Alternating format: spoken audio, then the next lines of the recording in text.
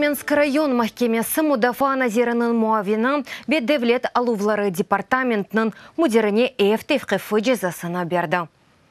Оларны электрон білезлеклеріні тақмаға ве прокурор тақиқатчы яда махкемеге қатнамаға әмді паспортларны теслим етмеге мечбур еттілер. Украинаны мейлей қабаржылыққа қаршы бюросы оларны Мудафа Назирлігі үшін яқарлықның сатын алуы вақтында 5,5 миллион доллар меғдарында масрафларға yol açқан қабаржылық схемасында иштирак етулерінде қабатлай.